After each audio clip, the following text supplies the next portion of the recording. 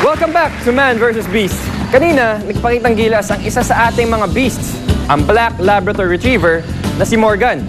Ngayon, bakit nga ba naipakita niya na he had what it took para mapataob ang isang champion long jumper? Let's find out.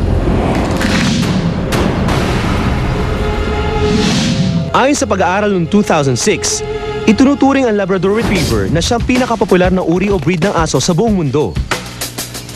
Ang bansang USA ang siyang may pinakamalaking populasyon ng asong Labrador na umaabot sa 298.2 million.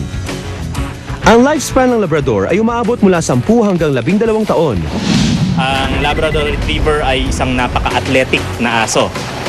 Dahil nga kailangan niyang tumakbo na malayo para mag-retrieve, kaya niyang tumakbo na mabilis, malayo, kaya niyang tumalon ng mahaba, kaya niya rin mag-swim ng matagal. Kung natural ability lang ng Labrador Retriever at natural ability ng tao, I would say mas lamang ng Labrador Retriever.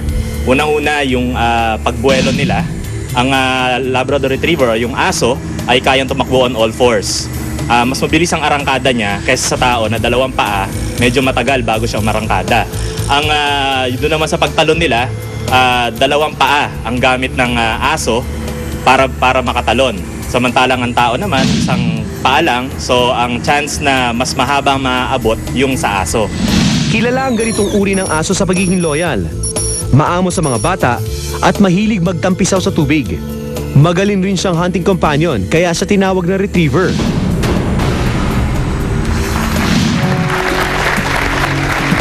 Nakita nyo naman tonight na nauna ang lead towards the win ng Beast sa ating first duel. Pero sa huli, napatunayan ng Man na walang makakatalo sa kanya sa paglambitin. So congratulations Team Man and Team Beast! Dahil 1-all kayo ngayon. Okay. Maraming salamat ulit, Sheena. Charisse, thank you. Now next week, 2 laban na naman ang masasaksihan ninyo. Nasa laki kaya o nasa pagpapalaki ang susi para manalo sa matitinding challenges na ito? Malalaman niyo yan next Saturday dito sa Man vs. Beast!